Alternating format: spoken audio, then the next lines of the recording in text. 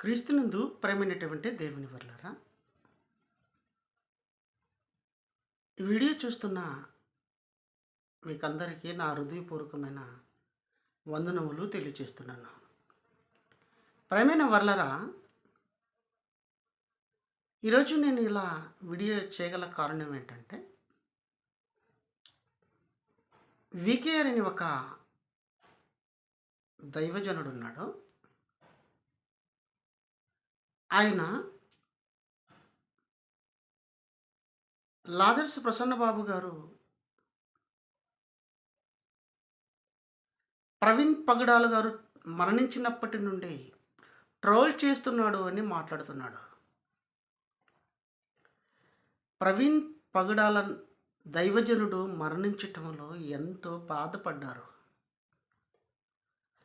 ప్రసన్నన్న కానీ దైవజనులు అందరూ బాధపడ్డారు.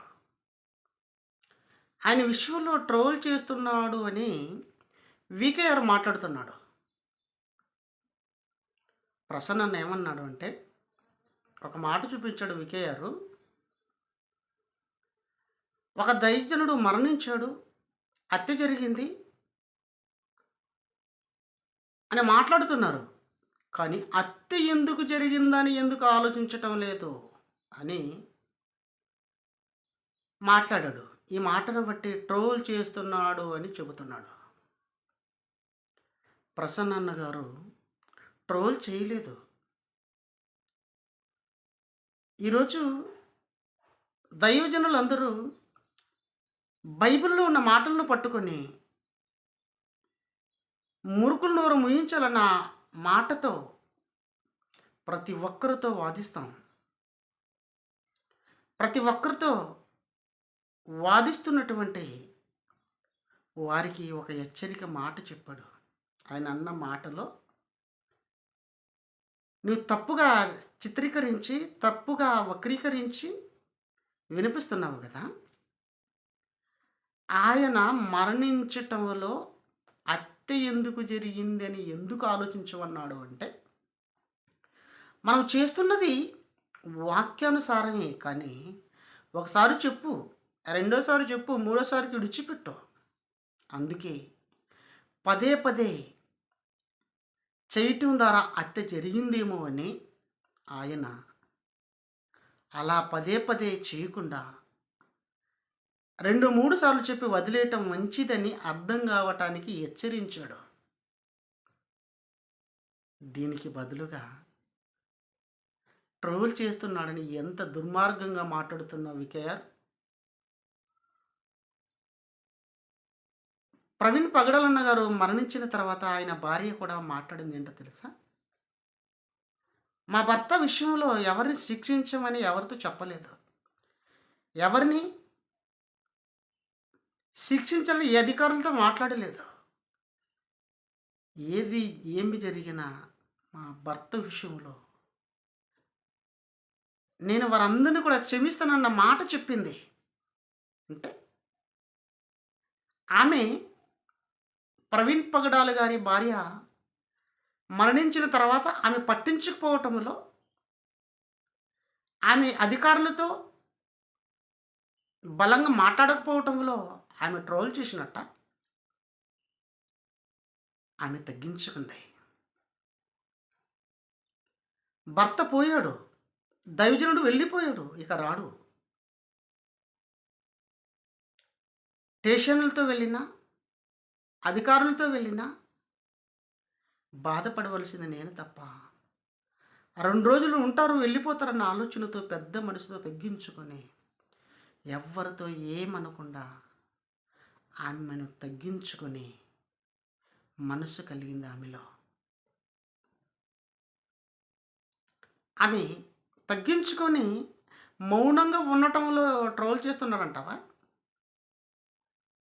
దీనిని ఎలాగైతే అర్థం చేసుకుంటున్నావో, ప్రసన్న అన్నగారు కూడా పదే పదే వెళ్ళకుండా చెప్పండి, విడిచిపెట్టండి. పదే పదే వాళ్ళ దగ్గరికి వెళ్ళకండి.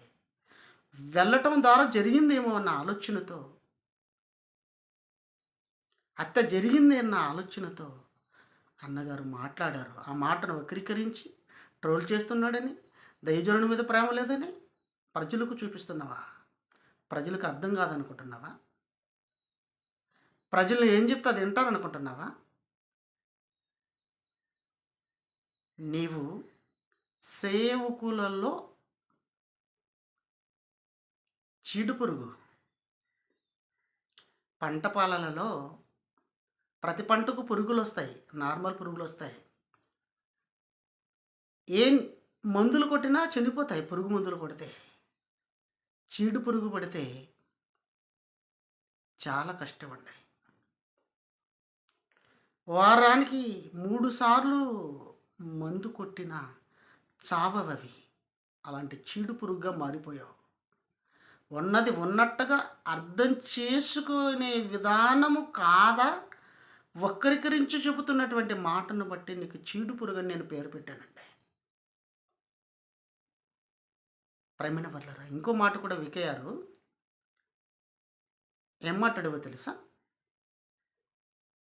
తండ్రి కుమార పరిశుద్ధాత్మ విషయంలో సత్యసాగరన్న గారు, నేను తండ్రి జయశాలి గారు చెప్పింది నిజం,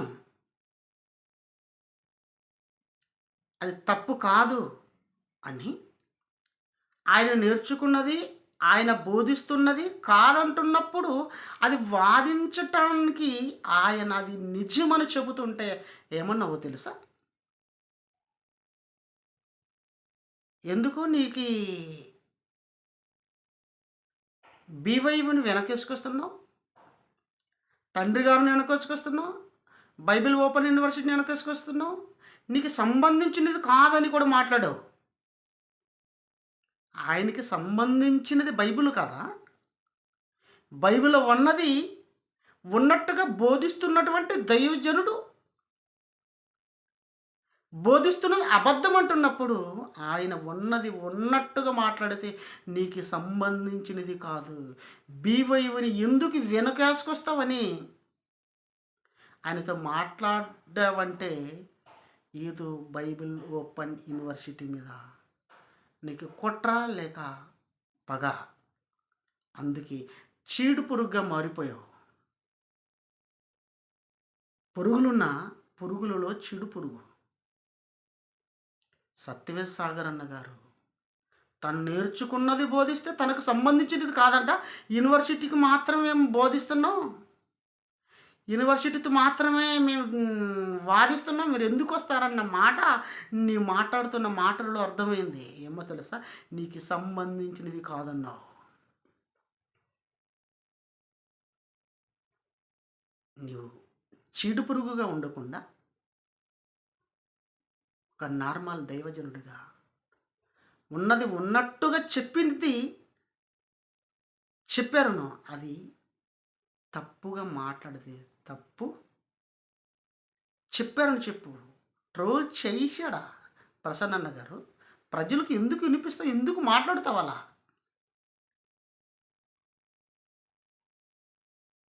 ఉన్నది ఉన్నట్టుగా చెప్పింది చెప్పినట్టుగా చూపించు.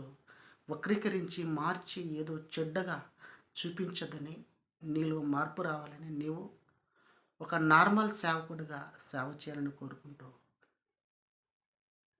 ఈ వీడియో విన్న మీకు అందరికీ నా హృదయపూర్వకమైన వందనాలు తెలియజేస్తూ, ఈ వీడియోను మీ దగ్గరకు వచ్చిందంటే కాస్త మీ దగ్గర ఉన్న వారందరికీ షేర్ చేయవలసిందిగా కోరుకుంటూ నా 2 మాటలు ముగిస్తున్నాను.